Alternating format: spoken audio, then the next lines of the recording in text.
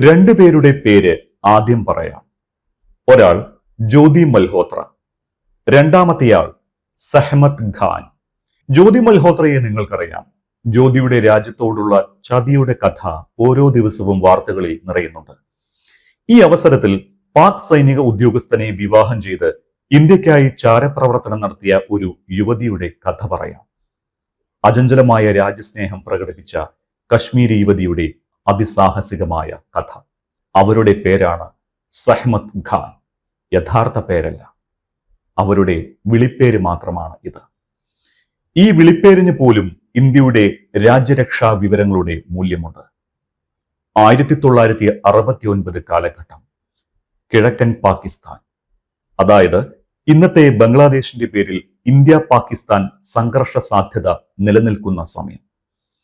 സഹ്മത്തിന്റെ പിതാവ് ഹിദായത്ത് ഖാൻ ഒരു ആവശ്യം അവളോട് മുന്നോട്ട് വെക്കുന്നു. അന്ന് ദില്ലി സർവകലാശാലയിൽ പഠിക്കുകയായിരുന്നു സഹ്മത്ത്. പിതാവ് ഹിദായത്ത് ഇന്ത്യയെയും പാകിസ്ഥാനെയും ബന്ധിപ്പിക്കുന്ന ഒരു വ്യവസായിയാണ്. അതിനൊപ്പം ഇന്ത്യക്കായി പാകിസ്ഥാനിലെ വിവരങ്ങൾ സൈന്യത്തിന് കൈമാറുന്ന ചാരനായി പ്രവർത്തിക്കുകയായിരുന്നു. അർബുദം ബാധിച്ച് അവശനാകുന്നതുവരെ ഹിദായത്ത് രാജ്യത്തിനായി റിസർച്ച് ആൻഡ് അനാലിസിസ് വിങ് എന്ന റോയ്ക്കായി സേവനം ചെയ്തു. 1965 ഇന്ത്യ പാക് യുദ്ധ സമയത്തെല്ലാം ഹിദായത്തിന്റെ സേവനങ്ങൾ ഇന്ത്യൻ സേനയ്ക്ക് നിർണായകമായി. ഇനി താൻ ചെയ്തുകൊണ്ടിരിക്കുന്ന ചാരപ്പണി നീ ചെയ്യണം.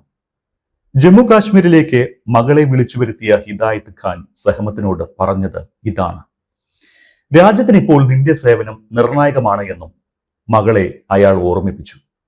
തന്റെ പിതാവിന്റെ ഉന്നതമായ രാജ്യസ്നേഹത്തെ ആദരിക്കുക മാത്രമേ സഹ്മത്തിന് ചെയ്യാൻ കഴിയുമായിരുന്നുള്ളൂ.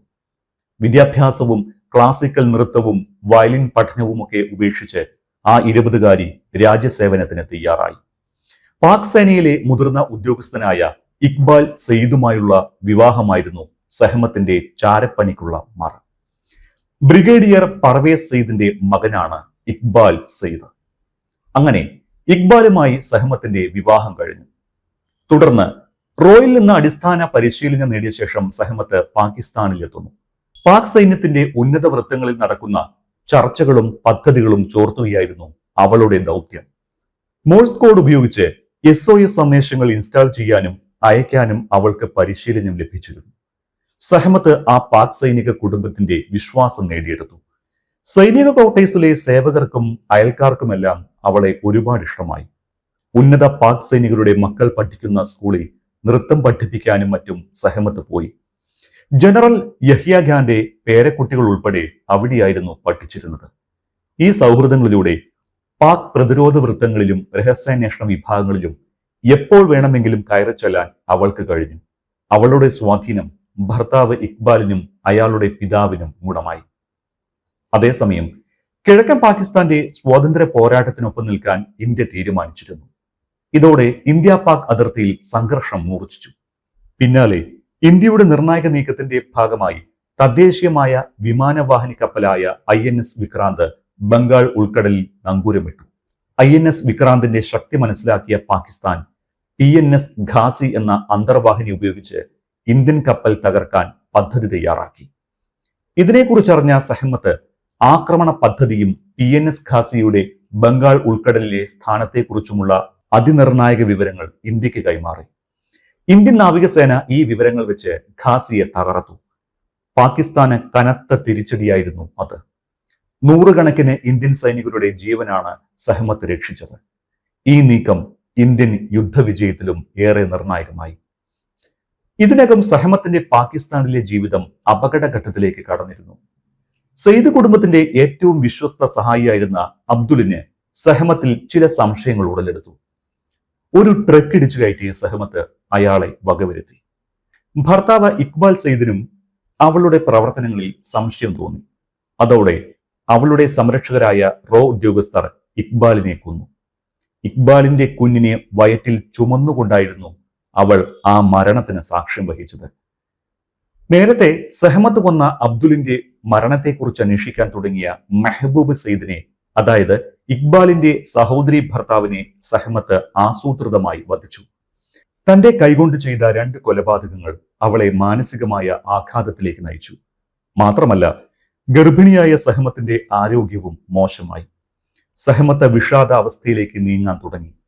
ഇതോടെ റോ സംഘം അതിവിദഗ്ധമായ ഓപ്പറേഷനിലൂടെ സുരക്ഷിതമായി സഹമത്തിനെ ഇന്ത്യയിൽ തിരിച്ചെത്തിച്ചു.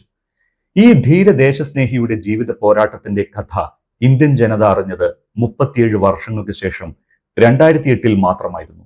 നേവി മുൻ ഉദ്യോഗസ്ഥനായിരുന്ന ഹരീന്ദർ സിഖ് എഴുതിയ കോളിംഗ് സഹമത്ത് എന്ന നോവലിലൂടെ. ഈ നോവൽ പിറന്നതിന് പിന്നിലും ഒരു ഹൃദയസ്പർശിയായ കഥയുണ്ട്. 1999 കാർഗിൽ യുദ്ധവേളയിൽ സഹമത്തിന്റെ കഥ സിക്കയോട് പറഞ്ഞത് ഇന്ത്യയുടെ ഒരു സൈനിക ഉദ്യോഗസ്ഥനായിരുന്നു. ആരോടും ഒന്നും പറയാനാകാതെ വീർപ്പുമുട്ടിയ സഹമത്തിന്റെ മകനായിരുന്നു ആ സൈനിക ഉദ്യോഗസ്ഥൻ. അതെ, പാക് ഉന്നത ഉദ്യോഗസ്ഥനിൽ നിന്ന് സഹമത്തിനുണ്ടായ മകൻ. സഹമത്തിന്റെ കഥ ഒരു ഉൾക്കിടലത്തോടെയാണ് സിക്ക കേട്ടിരുന്നത്. പിന്നെ 8 വർഷത്തെ അന്വേഷണം. ഒടുവിൽ പഞ്ചാബിലെ മലർക്കോട്ടിൽ സഹമത്തിനെ സിക്ക കണ്ടെത്തി. ആ നാട്ടിലെ ജനങ്ങളുടെ ഉന്നമനത്തിനു വേണ്ടി ബാക്കി ജീവിതം ചെലവഴിക്കുകയായിരുന്നു അവർ. സഹമത്തിന്റെ യഥാർത്ഥ പേരും ആ ജീവിത പോരാട്ടവും ലോകത്തോട് വിളിച്ചു പറയണമെന്ന് സിക്കയ്ക്ക് തോന്നി. കഥ പറഞ്ഞോളൂ, പക്ഷേ പേരും ചിത്രവും ഇപ്പോഴത്തെ ഐഡന്റിറ്റിയും വെളിപ്പെടുത്തരുത് എന്ന് ഉന്നതവൃത്തങ്ങൾ സിക്കയോട് നിർദ്ദേശിച്ചു. സഹമത്തിന്റെ ഐഡന്റിറ്റി രഹസ്യമാക്കി സൂക്ഷിക്കേണ്ടതിന്റെ ആവശ്യകതയെക്കുറിച്ച് ജമ്മുകശ്മീർ മുഖ്യമന്ത്രിയായിരുന്ന ഫറൂഖ് അബ്ദുള്ള, ഇന്നത്തെ ഉമർ അബ്ദുള്ളയുടെ പിതാവ്, ഒരു കത്തിലൂടെ സിക്കയെ അറിയിച്ചു. ഇതോടെയാണ് സഹമത്ത് എന്ന പേര് നൽകി സിക്ക നോവൽ എഴുതിയത്. നോവൽ ഹിറ്റായി. പക്ഷേ യഥാർത്ഥ സഹമത്ത് അനുഭവിച്ച പേടിപ്പെടുത്തുന്ന ജീവിതത്തിന്റെ പകുതി മാത്രമേ നോവലിൽ പകർത്താൻ തനിക്ക് കഴിഞ്ഞുള്ളൂവെന്ന് പിന്നീട് സിക്ക കുറ്റസമ്മതം നടത്തി. അത്രത്തോളം വെല്ലുവിളികൾ നിറഞ്ഞതായിരുന്നു സഹമത്തിന്റെ ജീവിതം. 2018 സിക്കയുടെ നോവലിനെ അടിസ്ഥാനപ്പെടുത്തി ആലിയ ഭട്ട് നായികയായ റാസി എന്ന ചിത്രം ഇറങ്ങി. സിനിമയും നിരൂപക പ്രശംസ നേടി, ഹിറ്റ് ചാർട്ടിൽ ഇടം നേടി. അതേ വർഷം യഥാർത്ഥ സഹമത്ത് മരിച്ചു. രാജ്യത്തിനു വേണ്ടി ജീവിച്ചു മരിച്ച ധീരവനിത.